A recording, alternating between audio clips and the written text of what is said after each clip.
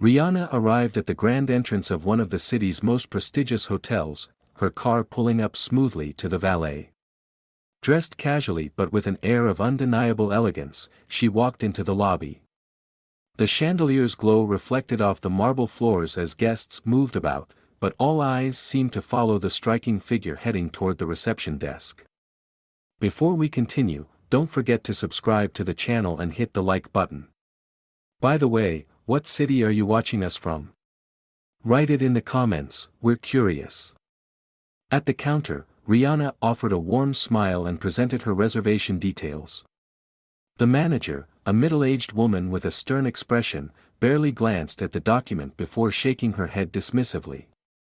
"I'm sorry, but there's no record of your reservation," she said curtly, her tone cold.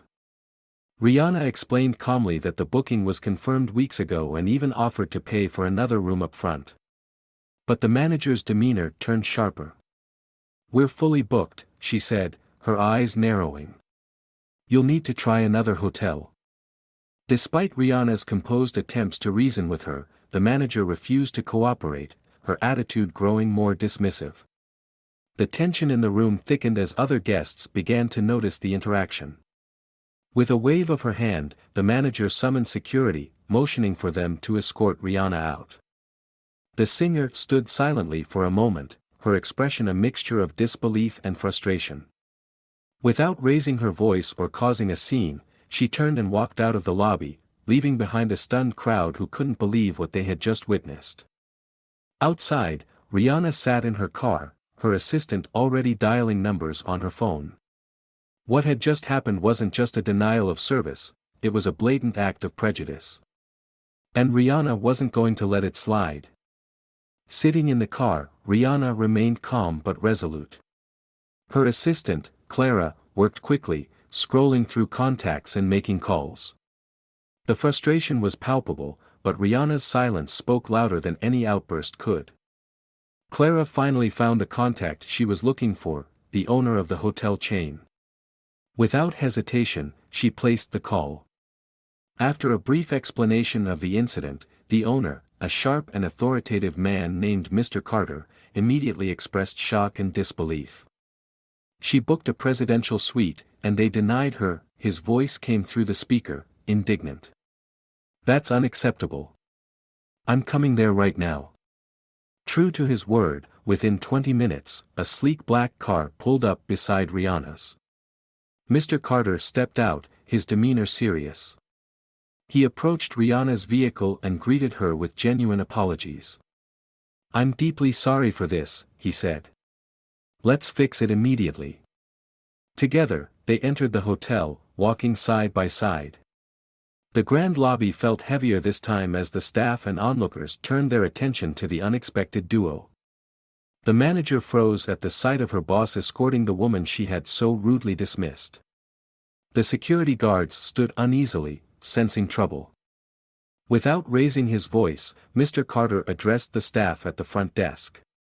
"This is Rihanna," he began, his tone calm but commanding.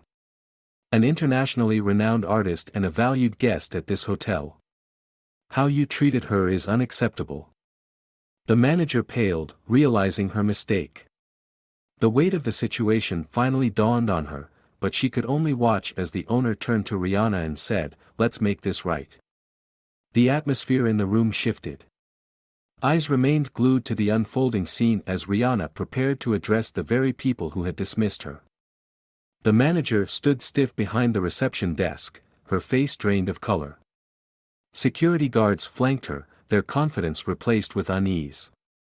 Mr. Carter's presence was enough to shatter their composure, but Rihanna's calm yet commanding demeanor drove the point home.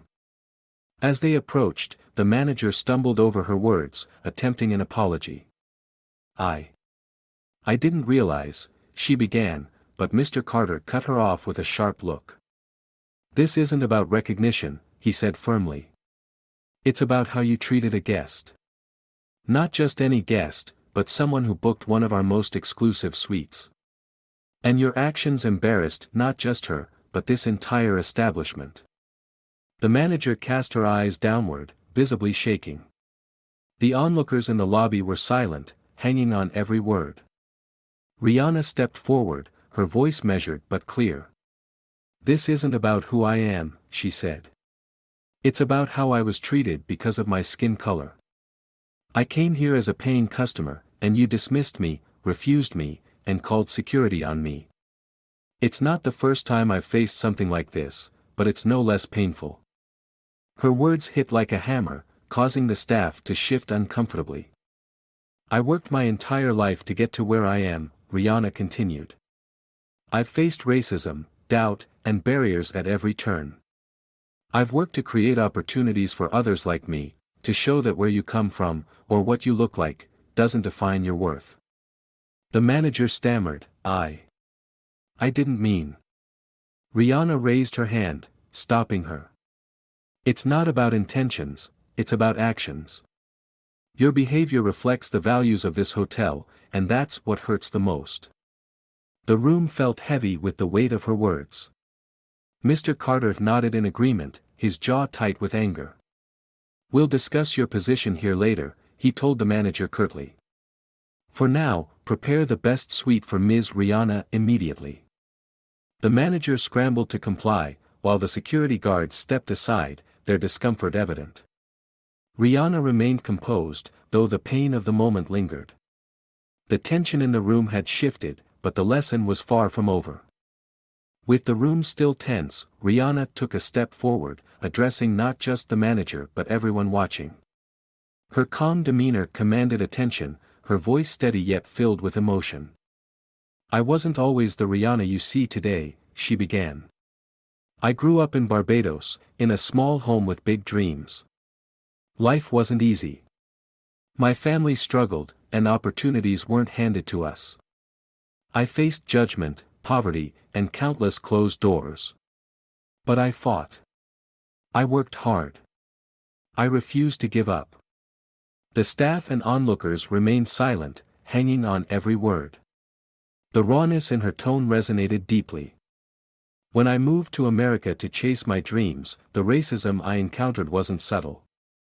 People doubted me, mocked me, dismissed me simply because of my skin color. I had to prove myself 10 times over just to be seen as equal. And even after achieving success, moments like today remind me that the fight isn't over." She turned her gaze to the manager, who was visibly shaken. "I'm not upset because you didn't recognize me as Rihanna. I'm upset because you saw my skin before you saw me as a person. And that's something no one should have to endure, celebrity or not." The room felt heavy with the weight of her story. "I've used my success to give back," she continued. "To open doors for others who faced the same struggles I did. I've started foundations, funded schools, and supported communities in need. I'm raising black children in a world that still sees them as less. And I will never stop fighting for them, or for people like me." Her words cut through the tension, leaving the staff visibly humbled. The onlookers exchanged glances, their expressions somber. "I didn't share this to make you feel guilty," Rihanna concluded, her tone softening. "I shared it because it's the reality many of us face. And it's something we all need to work to change, together." Mr. Carter nodded, his expression resolute.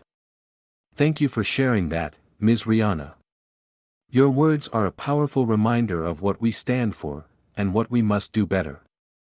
The atmosphere shifted, the message sinking in for everyone present.